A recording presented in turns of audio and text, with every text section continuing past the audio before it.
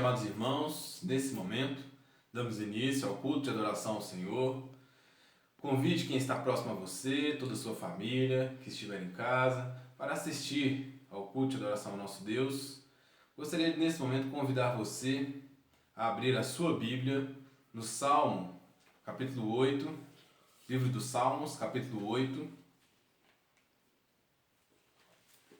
Salmos, capítulo 8.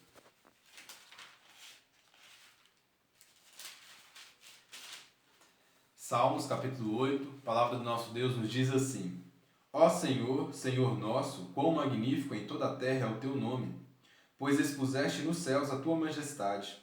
Da boca de pequeninos e crianças de peito suscitaste força, por causa dos teus adversários, para fazeres emudrecer o inimigo e o vingador. Quando contemplo os teus céus, obra dos teus dedos, e a lua e as estrelas que estabeleceste, que é o homem que dele te lembres, e o filho do homem que o visites? Fizeste-o, no entanto, por um pouco menor do que Deus, e de glória e de honra o coroaste. Deste-lhe domínio sobre as obras da tua mão, e sob seus pés tudo lhe puseste, ovelhas e bois todos, e também os animais do campo, as aves do céu e os peixes do mar, e tudo o que percorre a senda dos mares. Ó Senhor, Senhor nosso, quão magnífico em toda a terra é o teu nome. Nesse momento, convido você em casa, com toda a reverência, a orarmos ao nosso Deus.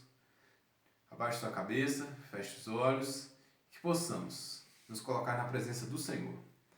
Senhor nosso Deus, nosso eterno Pai, em nome do teu santo Filho amado, ó Pai, diante da tua face, ó Pai, adoramos o teu santo nome, Pai.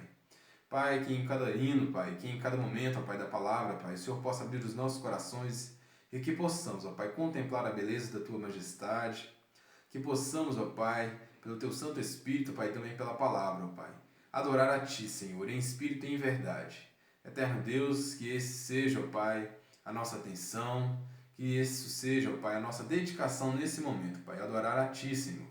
Eterno Deus, que o Senhor possa, ó Pai, guardar-nos, ó Deus, nesse momento, ó Pai, de tudo aquilo, ó Pai, que pode prender, ó Pai, a nossa atenção, possa nos distrair. Que o Senhor, Pai, possa abrir os nossos corações para receber a palavra. E que o teu louvor, ó Pai, o Senhor mesmo, pelo teu Santo Espírito, coloque em nossos lábios. Eterno Deus, essa é a nossa oração, Pai, a Ti, no nome de Jesus, teu Filho amado. Amém, Senhor. Amados irmãos, nesse momento, eu convido você a adorar a Deus, louvando com o hino de número 32, o Deus Fiel.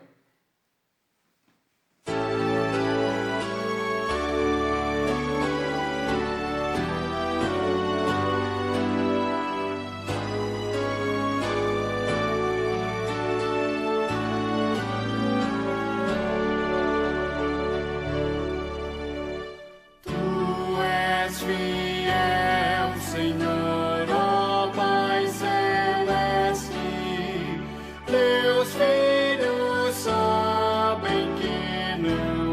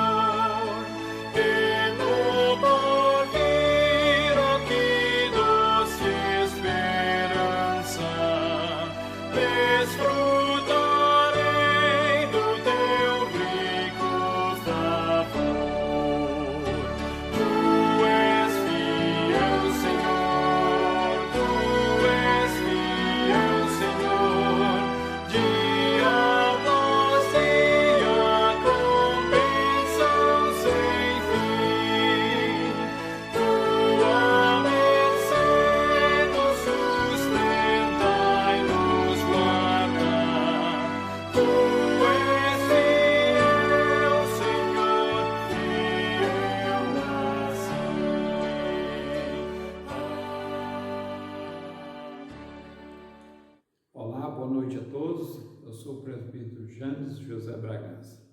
E aí, tudo bem com vocês? Aqui tudo bem. Poderia estar melhor se a gente não pecasse, não é mesmo? Mas a gente comete pecados. Eu quero ler um texto da Palavra de Deus que se encontra em Gênesis, capítulo 3, no versículo 8. Quando ouvir a voz do Senhor Deus, que andava no jardim pela viração do dia, esconderam-se da presença do Senhor Deus, o homem e sua mulher por entre as árvores do jardim. Quero ler outro texto, Salmo 51, no versículo 11. Não me repulses da tua presença, nem me retires o teu Santo Espírito. Meus irmãos, nós lemos aqui o texto de duas pessoas que pecaram. Lá no Gênesis foi Adão e Eva que pecaram, e quando descobriram que tinham culpa, eles perceberam que estavam nus e se esconderam da presença do Senhor. E aqui nesse outro texto nós lemos a confissão de Davi. Essa é a diferença entre um homem temente a Deus e aquele que não teme. O que não teme esconde. O que teme confessa seus pecados. Neste momento, eu quero incentivar os irmãos a confessarem seus pecados.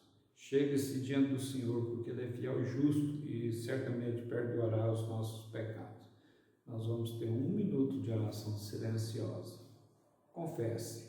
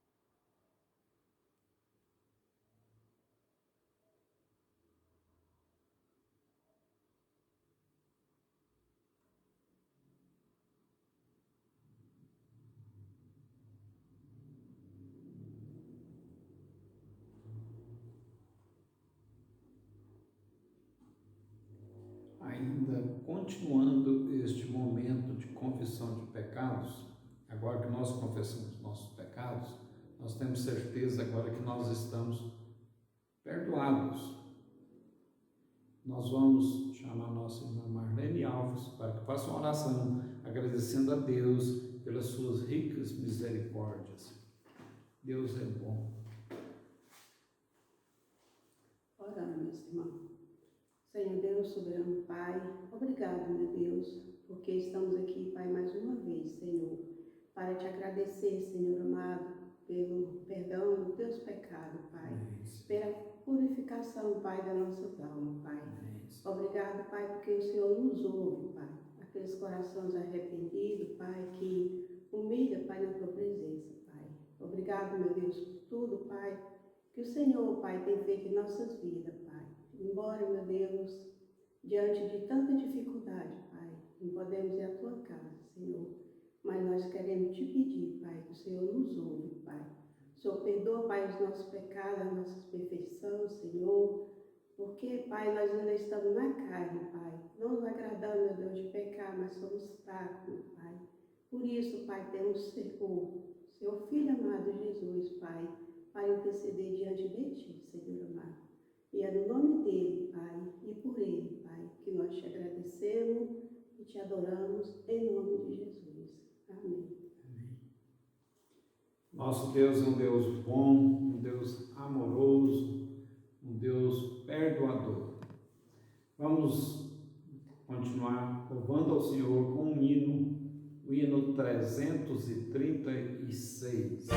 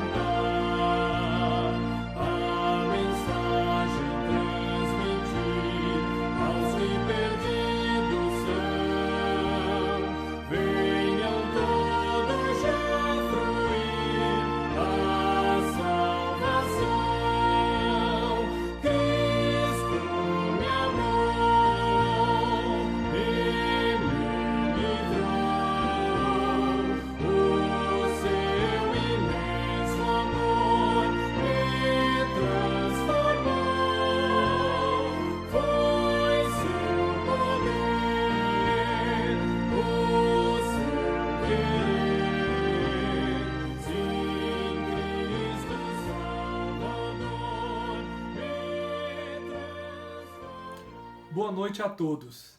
Agora teremos o nosso momento de intercessão.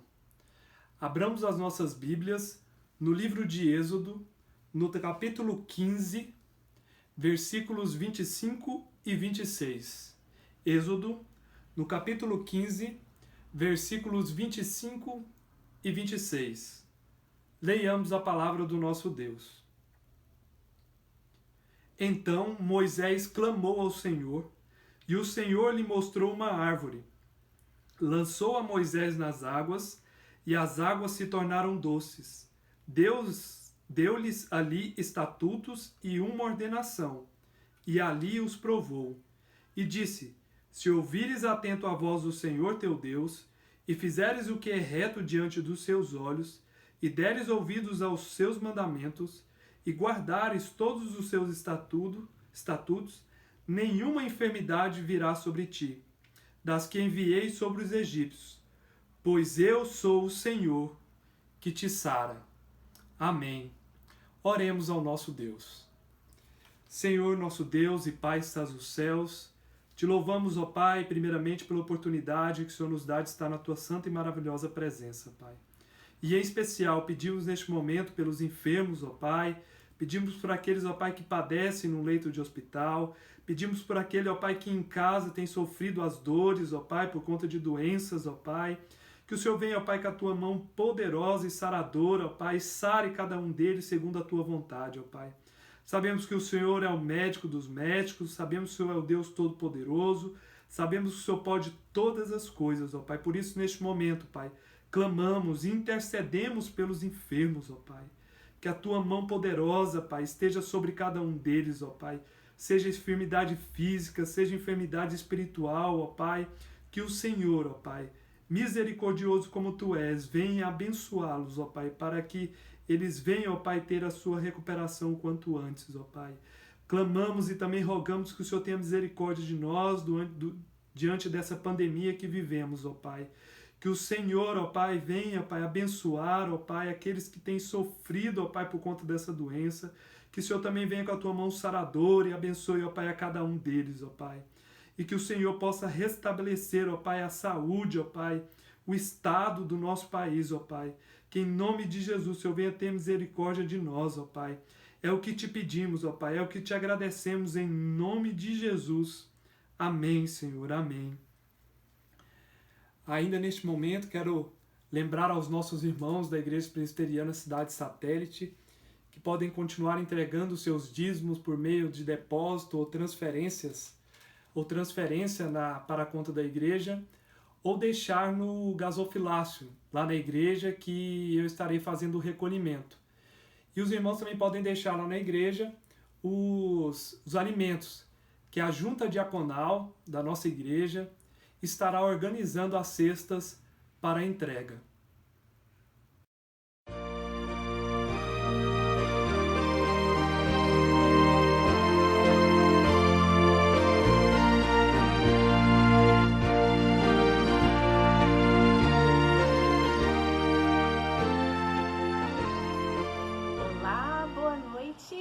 Eu sou a tia Silmara. A tia Simone fez o convite para mim, para eu estar aqui hoje com vocês. E para mim é um motivo de grande alegria podermos aprender juntos um pouco mais da palavra de Deus. Eu convido você para orar comigo, antes de nós começarmos esse período aqui, né, para realmente nós falarmos com Deus e colocarmos este momento na presença dele. Vamos orar? Senhor, nós te agradecemos pela oportunidade de estarmos reunidos, mesmo estando cada um na sua casa. Que o Senhor fale aos nossos corações nesta noite, por favor, em nome de Jesus. Amém. Crianças, hoje eu quero contar para vocês uma história que está escrita nos Evangelhos. Crianças e adultos, prestem atenção, convido vocês a pegarem as Bíblias e nós vamos estudar, então, algo que aconteceu com Jesus e seus discípulos. Essa história está escrita no Evangelho que Mateus escreveu, que Marcos escreveu e que Lucas escreveu. São 3 autores escrevendo a mesma história. E se a gente der uma passeada em cada uma delas, cada um escreveu um detalhe que acrescenta, né, que faz a gente compreender de uma forma ainda mais, uma forma mais completa a história. Nós vamos abrir no Evangelho que Mateus escreveu, mas essa história também está escrita em Marcos e em Lucas. Abram as Bíblias de vocês, então, lá em Mateus, no capítulo 8, a partir do versículo 23. Vocês sabiam que quando Jesus morou aqui na terra, ele andou muito, né? Ele andava a pé, ele andava de barco, né? Teve até a ocasião em que ele entrou sentado no jumentinho lá na cidade, né? E agora eu quero contar para vocês um dia que ele estava de barco. Ele estava com os seus discípulos lá no Mar da Galileia. Jesus falou para os seus discípulos assim: olha, vamos entrar no barco que a gente vai atravessar de um lado para o outro. E aí os seus discípulos então entraram no barco. Lembre-se que muitos discípulos eram pescadores, né? Eles já eram experientes com o mar, eles já estavam acostumados com o mar. E Jesus então entra naquele barco com os seus discípulos para eles atravessarem de um lado até o outro. Acontece que no meio desse trajeto, no meio dessa viagem de barco que Jesus estava fazendo com os seus discípulos, aconteceu uma tempestade. Vamos ler lá no versículo 24? Mateus 8, 24. Eis que sobreveio no mar uma grande tempestade, de sorte que o barco era varrido pelas ondas. Entretanto, Jesus dormia. Crianças, acontecia uma tempestade lá naquele mar, mas Jesus estava dormindo.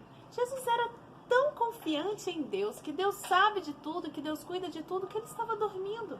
Ele não estava nem um pouco preocupado com aquela tempestade que estava acontecendo. Jesus estava descansando, ele tinha um travesseiro onde ele colocou a cabeça. Jesus estava cansado. Ele fazia tantas coisas, curava as pessoas, andava de um lugar para o outro. E ele estava cansado. Ele estava então dormindo, repousando e não estava nem um pouco preocupado com a tempestade que estava acontecendo. Mas os discípulos, gente, os discípulos eles estavam apavorados no meio daquele azulão, no meio daquele tempo tenebroso. Eram ondas muito altas, ventos muito fortes. Pensavam que o barco ia afundar.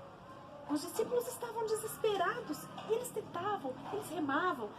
Tudo que eles faziam não adiantava, porque o mar não se acalmava. Eles já tinham visto Jesus fazer muitos milagres, mas eles ainda tinham uma fé muito duvidosa. Eles ficavam: será? Será que Jesus vai poder fazer alguma coisa por nós? Olha só, o desespero deles, até que eles falaram assim: quer saber?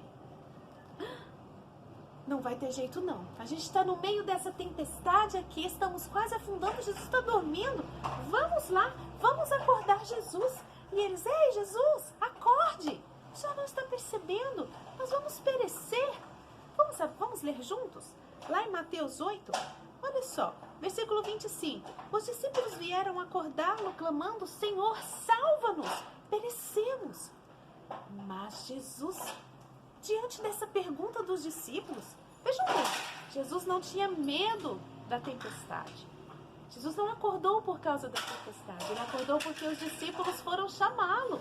Jesus, ele tinha essa percepção de cuidar dos seus discípulos. Então, olha só, Jesus então fala com os discípulos: ei, por que vocês não têm fé? Por que vocês não confiam? Vocês são homens de pequena fé. Vamos ler mais uma vez lá na Bíblia? Mateus capítulo 8, vamos ler o próximo versículo. Versículo 26, perguntou-lhes então Jesus: por que sois tímidos, homens de pequena fé? E olhem que cena mais maravilhosa. Imaginem, no meio daquela tempestade, daquele barco que ia de um lugar para o outro, que fazia todo aquele barulho ensurdecedor. Jesus levantou, repreendeu os ventos, repreendeu o mar e fez-se grande bonança. Ou seja, não somente os ventos, mas as ondas pararam. Olha só que nós temos a imagem de Jesus: aquieta. Fiquem quietas, ondas, fiquem quieto, vento. E neste momento, quando Jesus falou, houve uma bonança. Tudo se aquietou. E aí os homens, aqueles discípulos, eles ficaram boquiabertos, eles ficaram assustados. Sabe o que eles pensavam? Quem é este que até os ventos e o mar lhe obedecem? Isso está escrito lá no final deste capítulo. Versículo 27. E maravilharam-se os homens, dizendo: quem é este que até os ventos e o mar lhe obedecem? Nós sabemos quem é este, crianças. Os discípulos, até aquele momento, eles tinham uma fé muito duvidosa. Eles conheciam pouco de Jesus. Eles ficaram admirados. Quem era aquele que conseguia acalmar o vento e acalmar a tempestade? Nós sabemos quem é Jesus. Nós sabemos que Jesus é o Filho de Deus e Ele tem poder sobre todas as coisas. Hoje nós temos vivido dias muito difíceis, onde nós estamos todos preocupados com o coronavírus.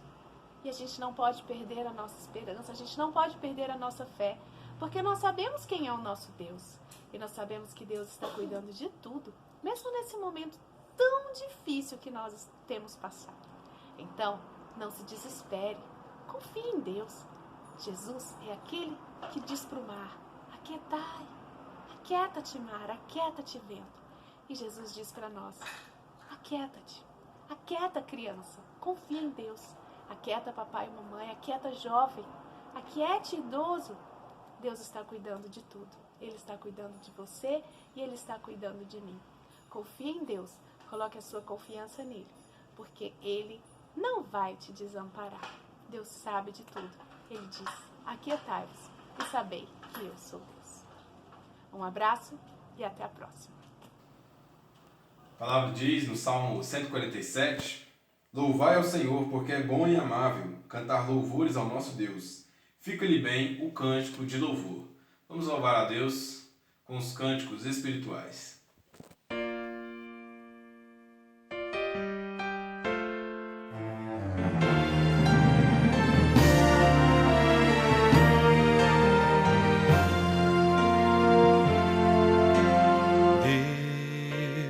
Deus, somente Deus, criou o mundo e o que nele há. O ser que pode respirar existe para mostrar a glória do Senhor. Deus, somente Deus, os seus mistérios pode revelar.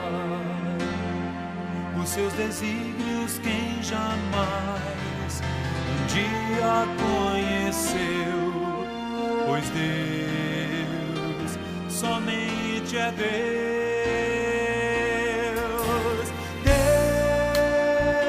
Deus, somente Deus, domina o trono do universo. Que a voz da criação se erga para dar louvor somente a Deus.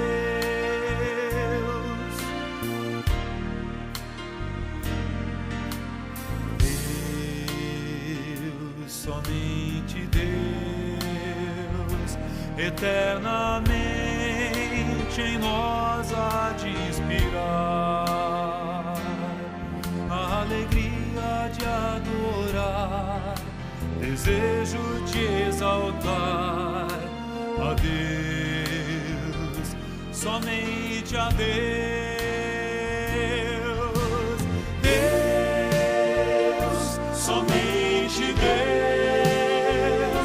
domina o trono do universo. Que a voz da criação se erga para dar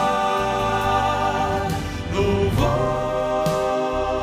somente a Deus. Deus, somente Deus, domina o trono do universo. Que a voz da criação se erga para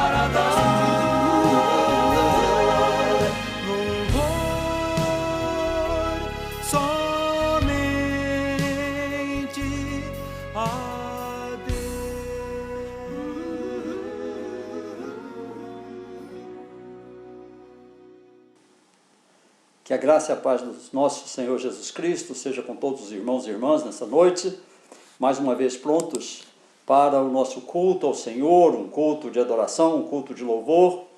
E eu te convido a baixar a sua cabeça, vamos orar. Senhor, obrigado por essa noite, obrigado pelos irmãos, que o Teu Espírito Santo, ó Deus, nos traga a sua mensagem e nos convença dela, a ponto de tornarmos, ó Deus, a todos cumpridores da palavra do Senhor. Nós te agradecemos pela vida de cada um dos irmãos, em nome de Jesus. Amém. Irmãos, eu quero trazer a nossa meditação nessa noite, uma conversa, um explanar da palavra de Deus no livro de Abacuque, um livro especial, um livro maravilhoso, do qual eu quero extrair 2 versículos, ou 3 versículos, e depois, com certeza, eu vou explanar durante todo o texto de Abacuque, um livro que tem apenas 3 capítulos, e eu quero convidar você a abrir a sua Bíblia em Abacuque, no capítulo 3, a partir do versículo 17. É muito conhecida, é uma oração de Abacuque, o livro traz esse título, né, de uma oração. É uma oração de conforto, uma oração que denota a paciência, a calma, a esperança do profeta diante de uma situação inevitável. Mas eu quero hoje meditar com os irmãos um pouco mais a respeito dessa oração. Embora nós vejamos agora na leitura apenas 3 versículos, nós vamos aprofundar o nosso estudo em todo esse livro de Abacuque. Diz a palavra do Senhor, em Abacuque capítulo 3, versículo 17. Ainda que a figueira não floresça, nem haja fruto na vide, o produto da oliveira minta e os campos não produzam mantimentos, as ovelhas sejam arrebatadas do aprisco e nos currais não haja gado, todavia eu me alegro no Senhor, exulto no Deus da minha salvação. O Senhor Deus é a minha fortaleza e faz os meus pés como os da corça e me faz andar altaneiramente. Irmãos, são 3 versículos mágicos, 3 versículos especiais de uma oração de conformação, uma oração em que o profeta vê a situação extrema de dificuldade que ele vive, que o seu povo vai viver, e ele diz que mesmo assim ele continua crendo, ele continua com fé, ele continua com esperança, porque ele sabe que o Senhor trará o livramento no momento certo. Estamos vivendo uma época assim, em que precisamos encontrar em nós, encontrar no Senhor forças para continuarmos a nossa luta, a nossa vida religiosa, a nossa vida de trabalho. Nós precisamos de alguma forma encontrar guarida para os nossos corações que estão doloridos pelas dificuldades que estamos vivendo. Abacuque é um profeta do 3º século. E nós estamos diante de uma oração. Mas não uma oração comum, daquelas que a gente faz pedindo ao Senhor alguma coisa. Antes de tudo, é um salmo de glorificação a Deus, que era usado no templo. E era independente dos 2 outros capítulos, o capítulo 3 era usado para glorificar a Deus no templo, e embora ele seja fruto ou resultado dessa comunicação anterior do profeta com Deus. Mesmo muito depois do profeta, que viveu no ano aproximado de 700 a.C., esse salmo era cantado no templo. 2 outros profetas também são contemporâneos de Abacuque, viveram a mesma apreensão, a mesma luta, o mesmo sofrimento que Abacuque viveu. Naum e Sofonias, se você ler o contexto das profecias, é o mesmo. Todos os 3 livros infundem naquele que o lê temor a Deus por causa da ação da justiça de Deus, os feitos ruins da humanidade e o amor de Deus por causa da sua misericórdia em não exterminar o seu povo. Era uma luta tremenda desse povo que entendia de fazer o mal, se afastava do Senhor, o Senhor os corrigia para voltarem para o Senhor, e a correção normalmente era feita de forma dramática, de forma difícil. A esperança para o povo de Deus. o que o livro vai terminar dizendo é que há uma esperança para o povo de Deus. Em toda e qualquer circunstância, e há destruição à espera daqueles que não confessam o Filho de Deus como seu Salvador. Há para nós, irmãos, com certeza absoluta, uma esperança no Senhor, e também há castigo para aqueles que não professam o Senhor. A profecia bíblica nasce não apenas das circunstâncias concretas da história que o povo vivia. A própria história bíblica funciona como uma profecia. Os acontecimentos que vieram sobre Judá e seus vizinhos falavam antes das circunstâncias mundialmente estremecedoras que estavam por vir. Os juízos de Deus sucessivos sobre as nações pagãs têm uma dimensão profética. Então os povos e nações devem ficar atentos, diz Naum, capítulo 1, versículo 2. Se Deus prometeu que seu próprio povo viverá a despeito de toda a derrocada das nações poderosas que oprimiam seu povo, então aqueles que continuam a confiar no Senhor ainda hoje podem continuar tendo esperança a despeito das calamidades. Abacuque, capítulo 2, versículo 4, diz o seguinte: eis o soberbo, sua alma não é reta nele, mas o justo viverá pela fé. Se Deus já prometeu que ia se manifestar na forma de um herói vitorioso, o Senhor que virá, que salva por causa do seu amor absoluto, então cada geração sucessiva deve centralizar sua esperança na vinda do Senhor em seu grande dia. Se nós olharmos para o livro de Sofonias, capítulo 3, versículo 17, nós vamos ver o que diz o profeta Sofonias. Ele diz o seguinte: o Senhor teu Deus está no meio de ti, poderoso para salvar-te. Ele se deleitará em ti com alegria, renovar-te-á no seu amor, regozijar-se-á em ti com júbilo. Então a profecia bíblica, a certeza absoluta de que Deus no final consertará todas as coisas, nos dá esperança. Abacuque reconheceu que o Senhor está no seu santo templo. Olha o que diz Abacuque capítulo 2, no versículo 20. Ele diz o seguinte: o Senhor, porém, está no seu santo templo, cale-se diante dele toda a terra. E aí ele oferece a sua oração em direção àquele templo, na esperança de que o Senhor o possa ouvir e responder a sua oração. Essa oração indica que o profeta agora não tem nenhuma outra causa a apresentar diante do Senhor.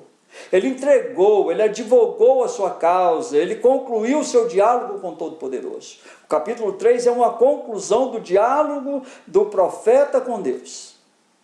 E agora, no capítulo 3, ele lidera o povo de Deus à aceitação das ordens justas e da misericórdia que o Senhor lhe revelara. Ele reflete, no capítulo 3, a sabedoria cuja origem estava na confrontação com a vontade de Deus. O profeta em Israel, ele agia como mediador do pacto. Como tal, ele tinha a responsabilidade de oferecer intercessão em favor do povo. Podemos ler Gênesis capítulo 20, versículo 7, Êxodo capítulo 32, versículo 11 e 14. Na situação crítica agora que Abacuque está vivendo, que ele se encontra, só a graça interventora e preservadora do Senhor poderia sustentar o profeta e o seu povo. A situação é de extremo sofrimento, de extrema dificuldade. O profeta começa seu cântico, um cântico que deve ser repetido pela congregação de Israel ao longo dos dias sombrios, os quais logo eles começariam a experimentar. A canção vem como uma resposta à revelação dada ao profeta com respeito aos dias vindouros. Enquanto o Abacuque visualiza os corredores do templo que jazem adiante, ele também compõe o cântico. Ele ouviu as declarações do Senhor e o temor invadiu seu coração. Ele compreendeu, ele conseguiu sair fora de todo aquele contexto e entender a gravidade da situação do povo, do seu povo, diante do Senhor, da ação de Deus que se revelaria. Se medo, então, é uma reação natural por ocasião de uma tragédia pessoal, quem passa por uma tragédia pessoal sem sentir medo, irmãos? É natural, é humano. quanto mais compreensível é que o profeta haja com profundo senso de alarme e de medo, quando a informação de que a nação favorecida do Senhor sofreria total destruição. Irmãos, há diante de nós aqui um exemplo para nós com relação àqueles que estão caminhando para o inferno. Nós precisamos temer essa ação, nós precisamos nos apavorar diante daquilo que vai acontecer, irmãos. A fé não exclui o temor ao Senhor. A fé exclui o medo da morte, exclui o medo de não ser salvo. Mas nós precisamos olhar para as tragédias pessoais que estão acontecendo nesse tempo. São muitas e milhares de pessoas, irmãos, que estão perdendo sua família. E em todo o mundo, não apenas no Brasil.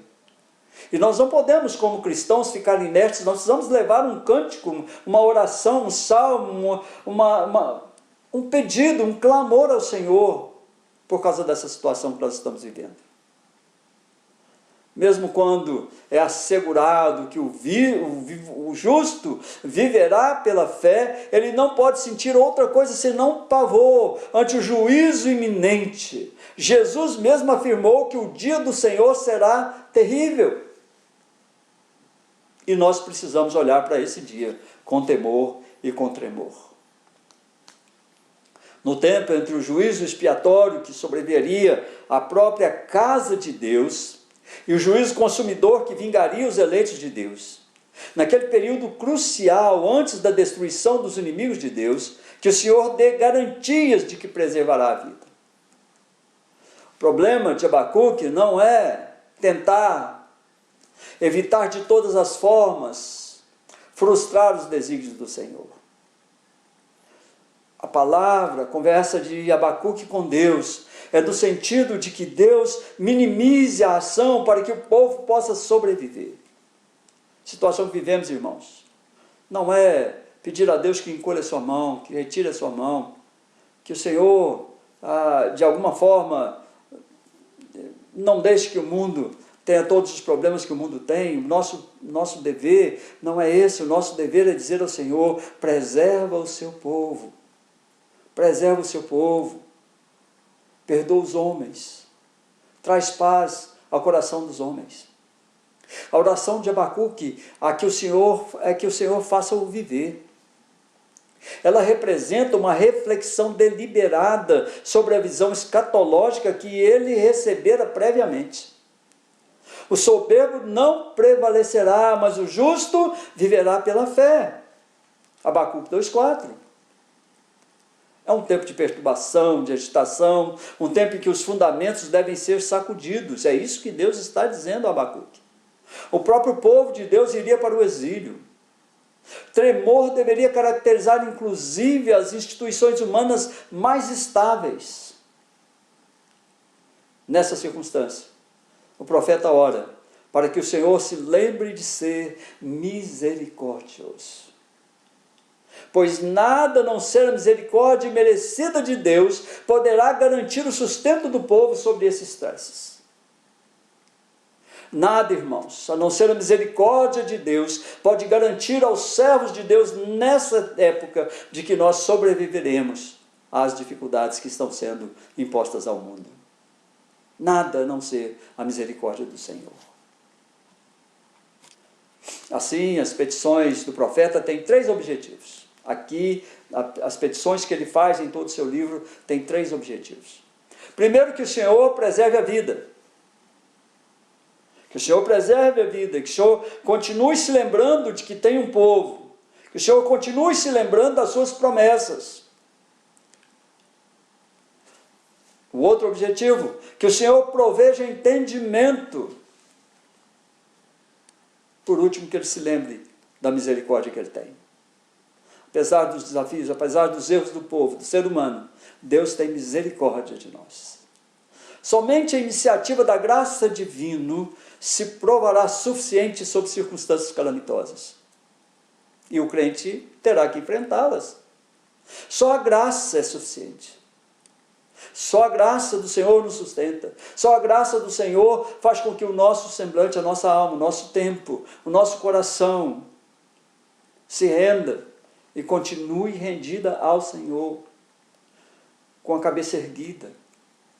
Temos luta, temos sofrimento, temos dificuldades, mas contamos com a graça do Senhor. Assim, o que nós vemos aqui é um homem aterrado diante das declarações de Deus. Ele diz: Senhor, tenho ouvido as suas declarações e eu me sinto alarmado. E ele busca dialogar com Deus a respeito dos instrumentos que vão ser usados para aplicar justiça sobre o povo escolhido. Deus vai usar um povo pior do que o seu povo para aplicar justiça, correção ao seu povo. E ele é generosamente, amavelmente tratado pelo Senhor, que explica o real contexto da justiça a ser aplicada. Ele é um homem agora espantado ao compreender a grandeza do poder de Deus, rendido a esse maravilhoso descortinar da presença do Senhor, do Deus vivo. E é um homem que finalmente entende que Deus tem o direito de aplicar a justiça, e que a justiça começa primeiro pela casa de Deus. E então ele se rende maravilhado, consciente de que apenas a justiça de Deus, que apesar da justiça de Deus, o Senhor é misericordioso. Interessante que muitas pessoas têm o hábito de ler Abacuque somente a partir do capítulo 3, dessa oração de confiança demonstrada pelo profeta, e que se aplica perfeitamente como necessária à vida do crente hoje.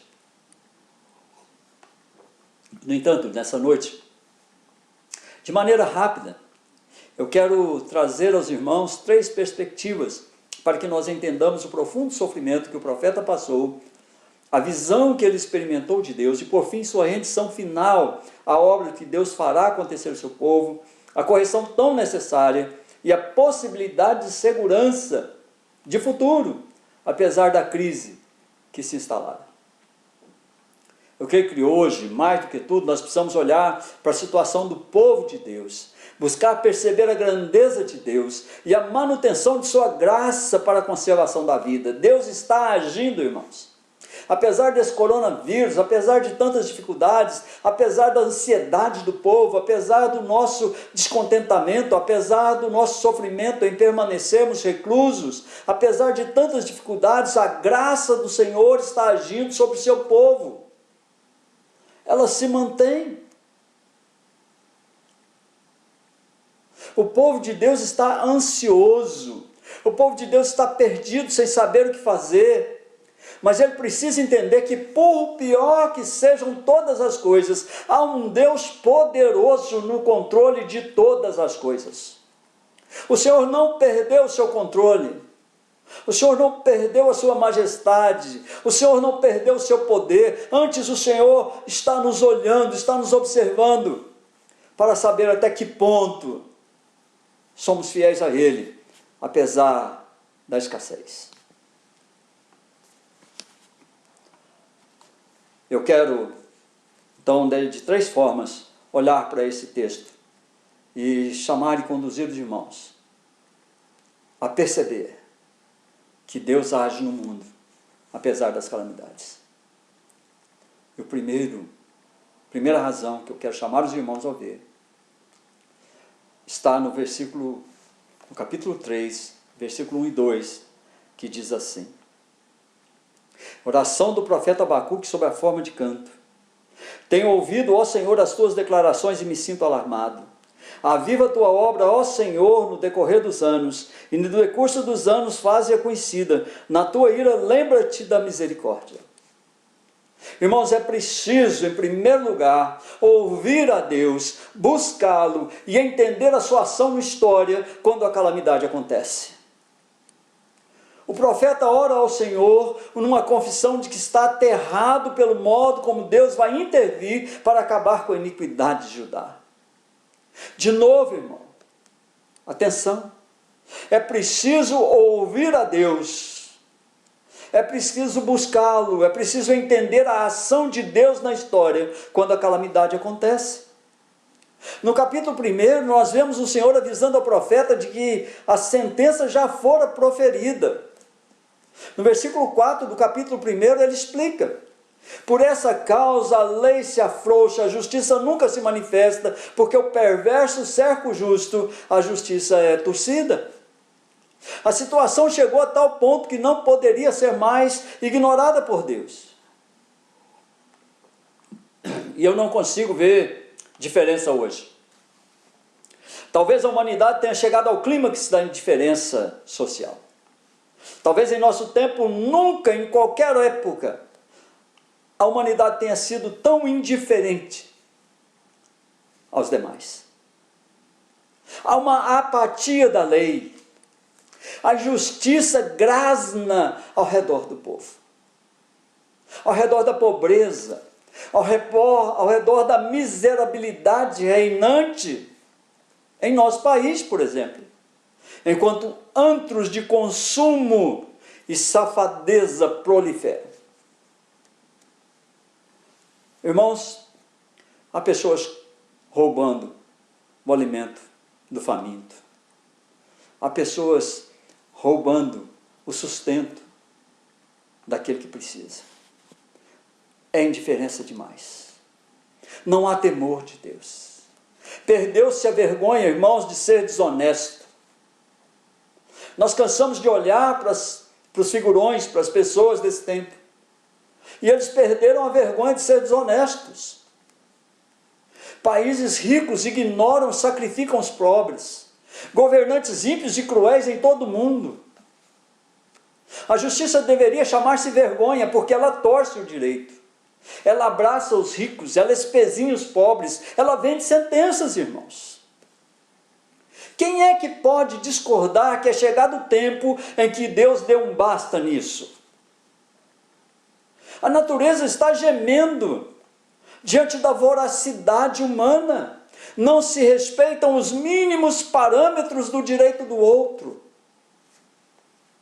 Quem pode discordar de que é chegado o tempo de que Deus ajuste o povo, de que Deus mude a história, de que Deus realize uma obra de convencimento do ser humano da sua inutilidade, da sua incapacidade, do seu empobrecimento moral? Temos muito com que nos preocupar, irmãos. Não é só preocupar se a igreja está fechada ou aberta. Não é só preocupar se nós estamos tendo culto presencial ou não. Não é só nos preocuparmos se ainda por um tempo teremos que continuar assim. Nós precisamos nos preocupar com a situação do país, com a situação do mundo, com a situação do homem diante de Deus. Precisamos olhar para a realidade que nos cerca. Segundo lugar, irmãos, a partir do versículo 3 até o versículo 15, a palavra de Deus diz o seguinte: olha, Deus vem de Temã, e do monte Parã vem o santo. A sua glória cobre os céus, e a terra se enche do seu louvor.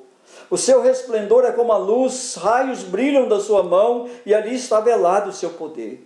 Adiante dele vai a peste, e a pestilência segue os seus passos. Ele para e faz tremer a terra, olha e sacode as nações. Esmigalham-se os montes primitivos, os outeiros eternos se abatem. Os caminhos de Deus são eternos. Vejo as tendas de Cusã em aflição, os acampamentos da terra de Midian tremem. Acaso é contra os rios, Senhor, que estás irado? É contra os ribeiros a sua ira? Ou contra o mar o teu furor, já que andas montado nos teus cavalos, nos teus carros de vitória? Tiras a descoberto o teu arco, e farta está a tua aljava de flechas. Tu fendes a terra com rios. Os montes te veem e se contorcem, passam torrentes de água, as profundezas do mar fazem ouvir a sua voz, e levantam bem alto as suas mãos. O sol e a lua param nas suas moradas, ao resplandecer a luz das tuas flechas sibilantes, ao fulgor do relâmpago da tua lança. Na tua indignação marchas pela terra, na tua ira calcas aos pés as nações. Tu sais para salvamento do teu povo, para salvar o teu ungido, feres o telhado da casa do perverso e lhe descobres de todo o fundamento. Traspassas a cabeça dos guerreiros do inimigo com as suas próprias lanças, os quais como tempestade avançam para me destruir. Regozijam-se como se estivessem para devorar ao pobre às ocultas. Marchas com os teus cavalos pelo mar, pela massa de grandes águas. É preciso olhar para quem está chegando, quem está voltando, irmãos. É preciso olhar para o Deus que nós servimos dessa forma. Em segundo lugar, quando eu olho para esses versículos, eu começo a perceber, e você precisa perceber, que quem está chegando com justiça é o grande El Shaddai, e ele vem com toda a sua glória. Por mais difícil que possa parecer, a longanimidade e a paciência de Deus chega um momento em que se torna necessário aplicar correção aos desvios do povo. A história de Israel durante o tempo dos juízes retrata isso. Deus levantava juízes para julgar e ordenar o povo. Enquanto o juiz estava vivo, a ordem imperava, mas quando morria a desordem, chegava sendo necessário levantar outro juiz, porque o povo é desobediente, porque o povo ainda não conhece o Deus com quem ele trata. A injustiça no tempo de Abacuque chegou a tal nível que ofendeu a soberania e a santidade de Deus. Então, o retrato que o profeta traz de Deus não é de apenas um juiz sendo levantado. Agora é o soberano que chega, com todas as suas qualidades, com todos os seus poderes, com toda a sua decisão. E isso assusta o profeta. E ele passa a descrever o Deus que está chegando. A vinda gloriosa de Deus é uma resposta ao capítulo 2. Todas as nações da terra, todas as maldades feitas contra o povo de Deus, terá a resposta do Senhor de forma justa e de forma terrível. Ele é Deus de todo o universo. Ele responde com força aos desmandos do povo contra os seus humildes filhos. A ênfase dada aqui sobre a vinda do próprio Deus, como a fonte de esperança para o povo do Senhor, encontra aproximadamente e apropriadamente sua expressão consumada na Escritura da Nova Aliança. Os crentes sofredores são encorajados a reter bem a sua profissão de fé, visto que, diz a palavra em Hebreus capítulo 10, versículo 37, aquele que vem virá e não tardará. Ao longo de todas as eras, somente a esperança da vinda do Senhor pode dar certeza genuína ao seu povo de que a vida imperará apesar de todo o sofrimento. Temã e Monte Parã. Profeta aos passos de Israel, a posse da terra, guiados por Deus. Ele se refere aos passos da saída e da chegada do povo na terra do Senhor. São os limites da jornada de Israel no deserto. Temã, associada com Edom, e Parã, designa a área do deserto no Sinai e no Egito. Obadias capítulo 9, Gênesis capítulo 21, versículo 21, traduzem a resposta a respeito de Temã e a respeito de Parã. Visto que Israel tem agido de um modo persistentemente perverso, eles devem ser removidos do caminho ao longo do qual Deus realiza propósitos redentores. Justamente, como diz o profeta Abacuque, o Deus de Israel é o santo. É este santo que vem do Monte Parã. É essencial ao seu caráter. É a sua recusa de ser um respeitador de pessoas que toleram o mal. O caráter de Deus se recusa a respeitar pessoas que toleram o mal. Uma grande expressão de fé, Abacuque previamente se dirigir ao Senhor como o meu santo, aquele que assegurou que o povo de Deus não morreria a despeito da prevalência da injustiça na terra. Abacuque capítulo 1, versículo 12, diz o seguinte: não és tu desde a eternidade, ó Senhor meu Deus, o meu santo? Não morreremos. O Senhor, para executar juízo, puseste aquele povo, tu, ó rocha, o fundaste para servir de disciplina. Não morreremos. Numa grande expressão de fé, Abacuque então chama o Senhor de o meu santo. Ele manteria a justiça com perfeita imparcialidade. Impressionantes seriam as novas palavras pactuais de Pedro. Quando nós olhamos lá para o Novo Testamento, em Atos capítulo 3, versículo 14. Ele diz assim: vós, porém, negastes o santo e o justo. Ao rejeitar Jesus Cristo, como nos explica Mateus capítulo 11, verso 3, aquele que vem, Israel selou seu destino para uma destruição mais espantosa que as devastações realizadas pelos babilônios.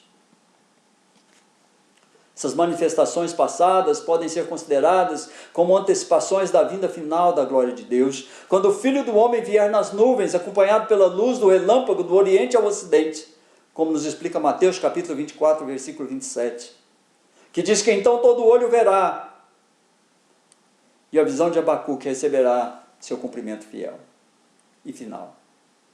À medida que Deus vem como luz personificada, Ele traz a força penetrante e destrutiva do juízo divino. Mesmo antes de Deus chegar, a terra é assustada por praga.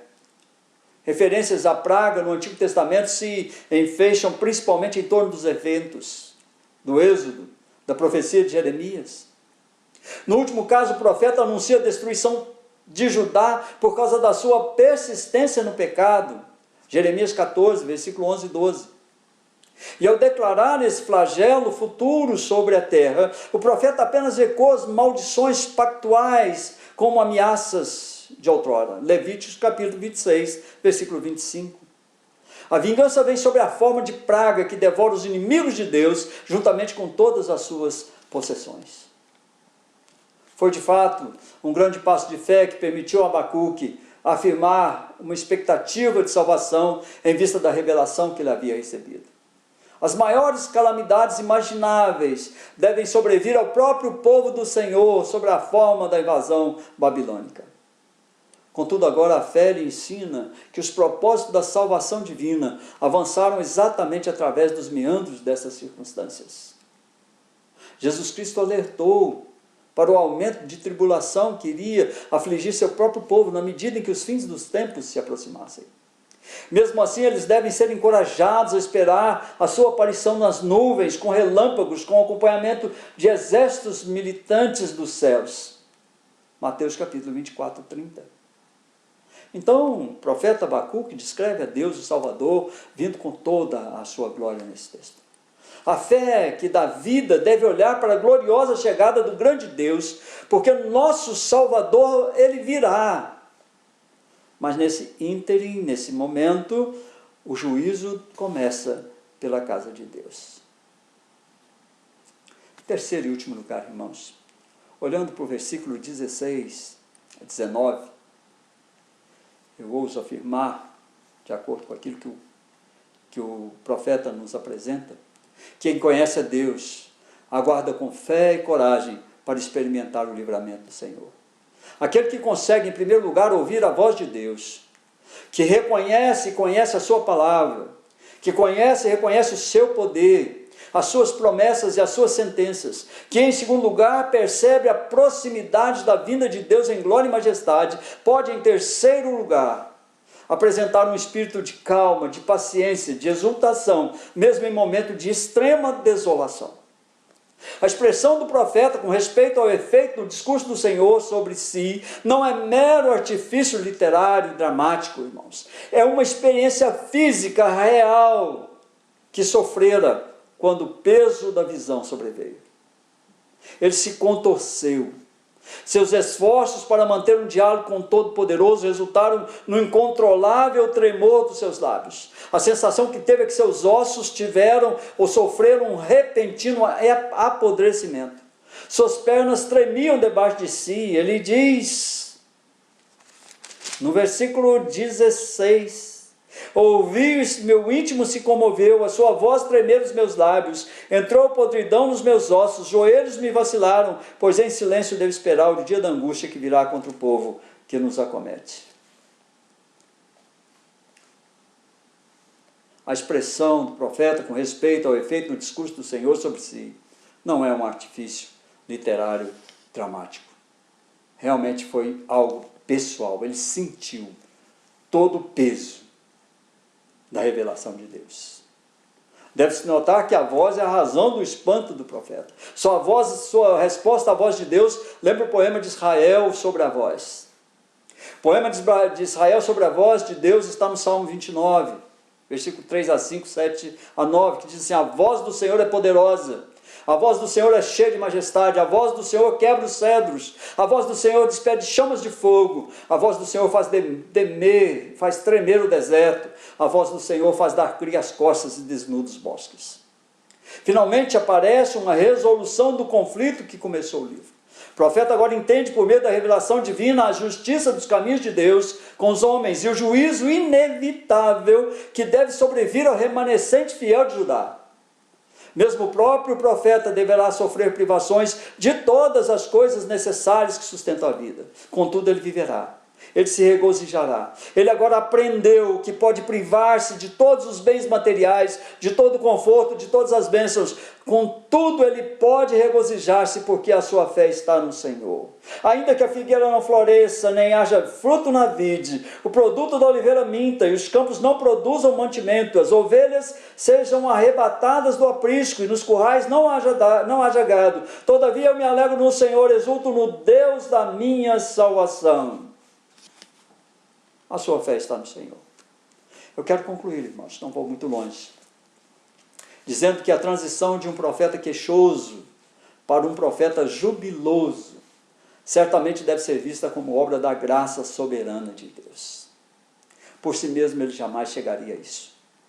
Nada mais pode explicar como uma pessoa pode estar feliz e contente quando enfrenta as calamidades que Abacuque haveria de experimentar. Que o Senhor continue a fornecer a graça da vida ao povo dessa geração, pela fé que justifica. O profeta ecoou as palavras de salmo, de triunfo de Davi, quando o Senhor o livrou de todos os seus inimigos. Ele deu aos meus pés a ligeireza das costas e me firmou em minhas alturas. O Salmo 18, 33, quando o profeta diz assim no versículo 19. O Senhor Deus é a minha fortaleza e faz os meus pés como da corça, e me faz andar altaneiramente.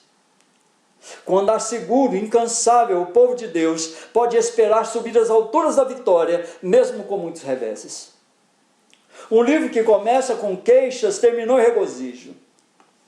A fé triunfa em vida a despeito das muitas calamidades. Cânticos noturnos antecipam a feliz chegada da eterna aurora de Deus, quando o fiel então deverá receber a sua justificação final. Eu quero, irmãos, fazer algumas aplicações para a sua vida. Olhando para esse livro de Abacuque, eu quero trazer aos irmãos essas aplicações. O que nós estamos passando agora vem de Deus ou com a permissão de Deus? Contudo, tem sido um desafio para nós, tem sido um desafio para a sua vida. Aguardar com paciência um momento de congregação, um momento de ceia, não tem sido fácil. Não pense que tem sido fácil para aqueles que foram eleitos para cuidar da igreja. Nós ficamos sensíveis, nós ficamos temerosos com relação a essa resposta dos irmãos. Nós precisamos olhar para esse livro. Precisamos olhar para o que o profeta diz: ainda que não haja nada, ainda que me falte tudo, o Senhor me sustenta. E eu quero então aplicar, dizendo na primeira aplicação para você: procure ouvir a Deus. Procure ser sensível à voz de Deus e não à voz das circunstâncias. Entenda que Deus já sentenciou esse mundo. A sentença de Deus não tem facilidade, irmãos, para o povo de Deus e nem para os demais. O mundo já sofreu a sentença de Deus, ele vai ser destruído, vai haver uma revolução, ele vai ser refeito. Procure ouvir a Deus, irmãos. Procure ser sensível à voz de Deus, entenda, Deus já sentenciou esse mundo, não vai mudar. A sentença de Deus não traz facilidades para nós, nem para você, nem para mim, mas não traz também para os demais. A segunda aplicação, quando você olhar para esse texto, procure conhecer mais ao Deus que você serve. Ele é um Deus que não se mistura às nossas indignidades. Ele não se iguala a qualquer mandatário desse mundo. Tema a presença de Deus. Deseje e tema a presença de Deus. Conheça o Deus que vem de Temã, o Deus que vem de Parã, o Deus diante de qual vai a peste, vai a pestilência. O Deus justo, que aplica a sua justiça. Entenda o que Jesus sofreu naquela cruz para cumprir, para satisfazer a justiça de Deus, tirando você e eu daquela cruz e crucificando lá o seu próprio filho. Deus não mudou e Ele não vai mudar. Tema a presença de Deus. Ele não é nosso igual. Terceira aplicação, irmão. Acalme seu coração. Tenha paz em sua alma. Mesmo diante de tantas adversidades, o Senhor te guarda para a sua glória. Ele te protege pelo seu amor. E Ele te ama tanto que enviou filhos dele, o Jesus Cristo, o Santo, para ocupar o meu e o seu lugar na cruz. Acalme seu coração, vai passar. Essas coisas vão acabar. Não são eternas, mas nós viveremos eternamente com Deus. Por último, não murmure. Não fique desanimado, nem apressado. Tudo acontece e acontecerá no tempo de Deus. Deus te abençoe, que seja uma noite de paz, que a graça do Senhor e a bondade do Senhor encha a vida do seu povo. Eu quero orar por nós. Senhor nosso Deus, Deus tão poderoso, tão grandioso, que nós não ousamos levantar o nosso olhar, que nós baixamos a nossa cabeça, nos curvamos diante da suficiência do Senhor, do poder, da graça e da misericórdia do Senhor. Ó Deus, nos conduza nesse tempo em que a peste está lançada sobre a face da terra. Ó Deus, não sabemos se essa é uma sentença do Senhor ou se é uma permissão do Senhor. Mas de qualquer forma não foge ao controle do Senhor. Por isso, ó Deus, nós pedimos ao Senhor que debele essa praga. Senhor, a retire do meio de nós. Salva o seu povo ao final. Cristo virá e nós somos o seu povo, somos rebanho do seu pastoreio. Nós te amamos, ó Deus, e nós queremos viver eternamente com o Senhor. Que o Senhor nos proteja, que o Senhor nos guarde, o Senhor nos livre do mal. E agora, irmãos, que a graça do nosso Senhor Jesus Cristo, o amor de Deus, o nosso Pai, e a comunhão do Espírito Santo, as consolações do Espírito da graça, seja sobre todo o povo de Deus, agora e para sempre. Amém e amém. Irmãos, boa noite. Deus abençoe a todos.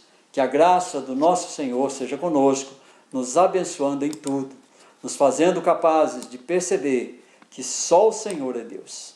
Só Ele pode livrar a nossa casa. Fiquem em paz, irmãos. Aguardem. Nós temos ouvido algumas vontades de que já fizéssemos o culto presencial, mas o que temos ouvido de outras igrejas não nos anima, irmãos, principalmente porque, além de ter que quebrar o decreto do governo, não é, ter que agir contra isso, nós teríamos muita dificuldade. Algumas igrejas que começaram, que abriram, estão tendo grandes dificuldades, estão precisando, estão pensando inclusive em voltar atrás. Nós tenhamos paciência, porque o Senhor é conosco e a graça do Senhor nos envolverá em todo momento. Aguardemos com paciência o agir de Deus. Fique em paz, que Deus abençoe você e abençoe sua família, em nome de Jesus. Até o próximo culto, querendo o Senhor.